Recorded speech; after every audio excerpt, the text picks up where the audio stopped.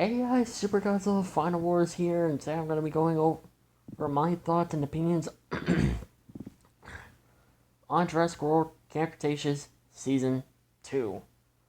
Possibly one of my most favorite seasons. And, well, you can probably tell why.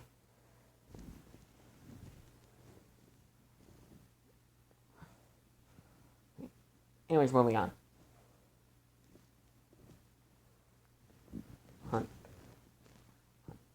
Now, if you're wondering, did Season 2 do slightly better than Season 1?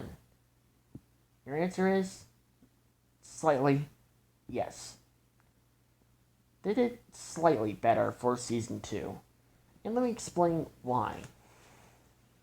For starters, they made the storyline sort of make a little bit more sense. For one, and for two, finally we see the queen herself, Rexy. I'm pretty sure fans were just like wondering where the heck Rexy was. Why did we didn't see a few glimpses of her? Like a few scenes.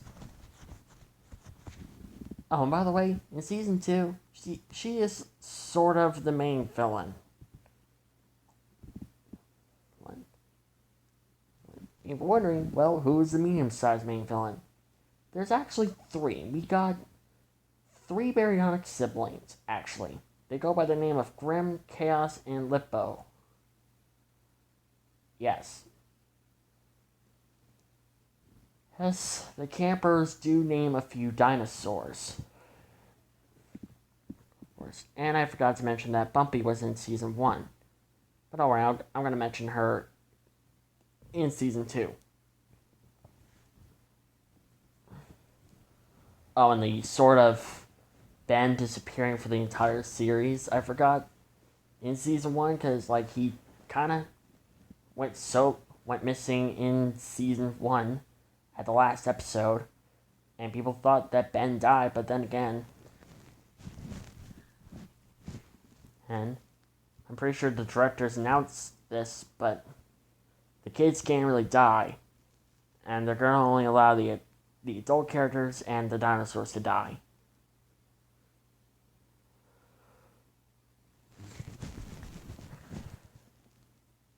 So, yeah. But finally we get to see a lot more of our girl, Rexy. You see what? We basically see how she is doing. And basically she's just living as a wild animal again. Before, well, the whole Jurassic World thing kind of began.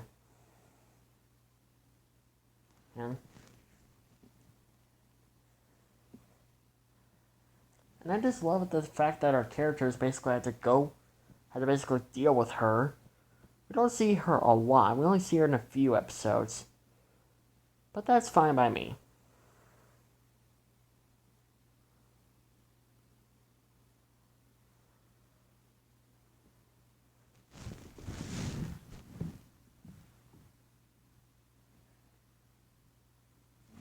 But Rexy, you can tell she's my favorite character because, well, for one, she's a T-Rex.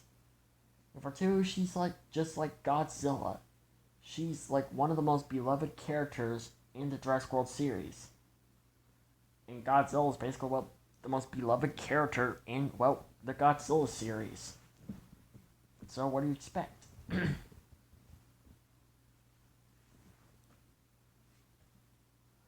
And plus, she is the T-Rex from Jurassic Park. If you're wondering, how is she the T-Rex from Jurassic Park?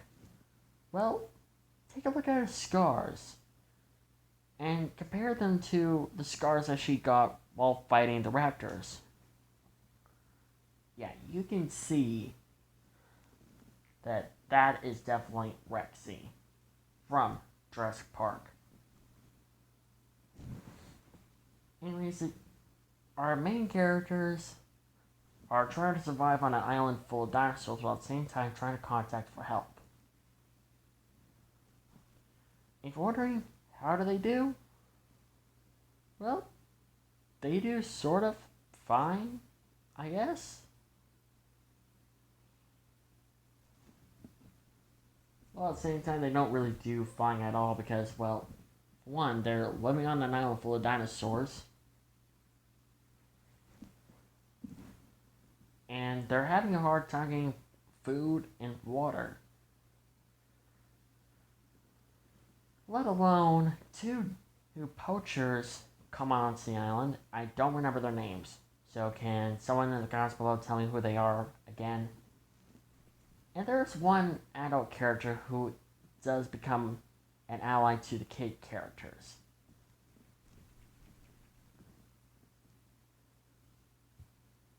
But eventually gets killed off by the Baryonyxes, so yeah. And once again, we get the most boring scene of them all. No one believing in Brooklyn.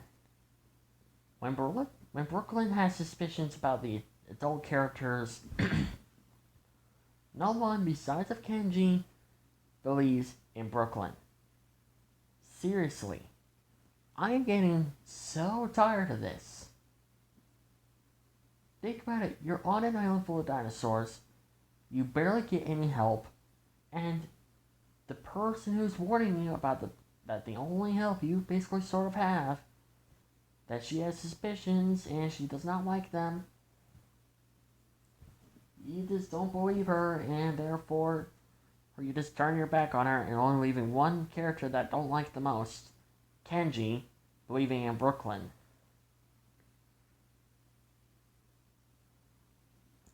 Oh, and also, didn't I forgot to mention that Kenji in Brooklyn?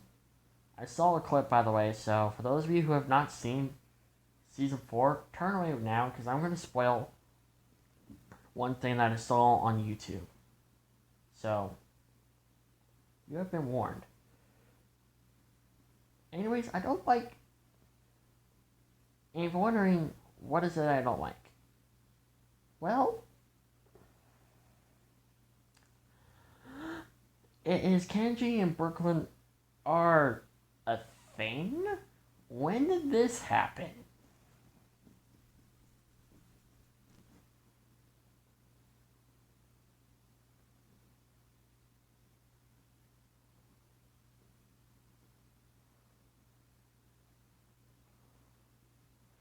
Like, I don't understand. How did Brooklyn and Kenji become a thing? Can someone tell me in the comments below how did this happen? I'm pretty sure Astrazil 1954 was wanting Brooklyn and Darius to become a thing. Oh boy, I can only imagine his reaction to this. He's probably peed off. If you've seen Season 4 already, Astrazil 1954, feel free to tell me in the comments below how do you feel about that. Anyways, moving on, back to Season 2. Season 2 of Jurassic Camp Cretaceous did fine. It did fine. It didn't do good. It didn't do great. It just did fine, in my opinion.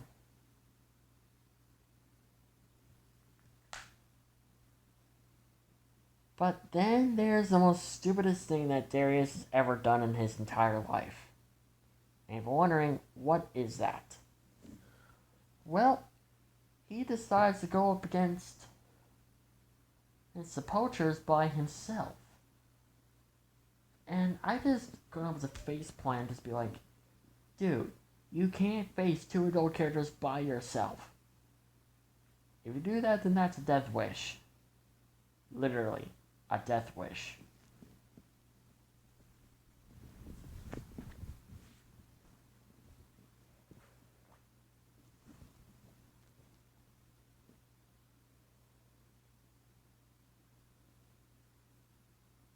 I mean, think about it this way, folks. Think about it that you are a pack of wolves, or a pack of raptors, or a pack of T-Rexes for all I care. If you're a pack of one of these animals, and you decide to go off and hunt one of the pack members go hunt by themselves.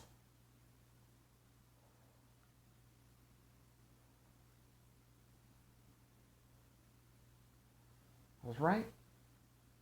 And you couldn't help but believe that that's a dumb move. Because if you're in a pack, you can do fine. Your likely chance of survival will be fine. You don't have to worry about anything. You don't have to worry about competition. You don't have other carnivores. You'll just do fine. If you're in a pack. By hunting alone, your chances on getting a successful meal or defending your territory from other carnivores, yeah, good luck with that. You're wondering, well, what about Rexy? Rexy's kind of experienced enough to basically be on her own.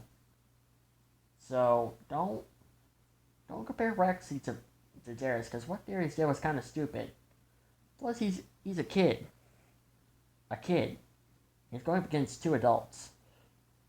That's like bringing a freaking baby Godzilla to fight against freaking, like say, Muto Prime, for example.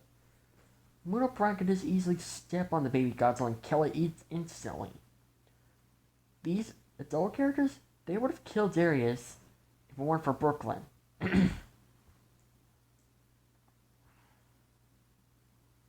To come in and save his life. Also, Ben does come back. People thought he died, but apparently he survived all on his own. And Bumpy became an adult. And we do see a sort of return of Toro. He only appears in just season 2 and just 1 episode. And we see how Ben survived. He just became a rip-off version of Tarzan, basically. I don't know how to feel about that. I used to be a Tarzan fan, but I kind of stopped, but it's got me to wonder, how do I feel about a tiny little kid becoming Tarzan? I just don't know how to feel about that. Literally, I do not know how to feel about that.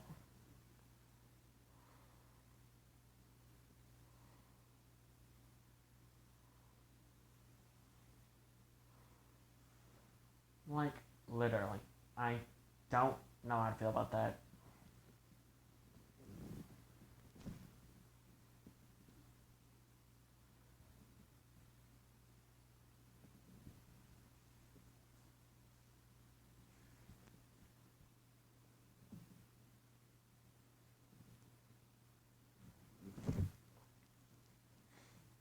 And of course,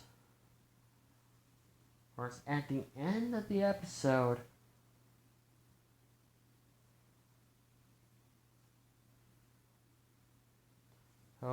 at the end of the episode, oh, and we also get a little hint about E750. We're gonna talk about that in the next video. But anyways, at the end of the episode, at the final episode, the human characters decide to find their own way off the island after not trusting the poachers. The guy gets killed by Rexy, and the girl gets killed by the Baryonyx siblings after she killed, rather, Grim? I think it was Grim. Anyways, yeah, the kids decide to find their own way off the island, and we'll see how that goes in Season 3. Oh, and also, Kenji did something stupid by pressing a certain button to basically let the next villain out. And we're going to go over that in Season 3. Anyways, if you're wondering how many Golden Godzilla stars I give it, 9 Golden Godzilla stars. Anyways, I hope you guys enjoyed this video. Like, comment, subscribe. Don't forget to have me Gojira with excellence, and I'll see you in the next video. Peace out.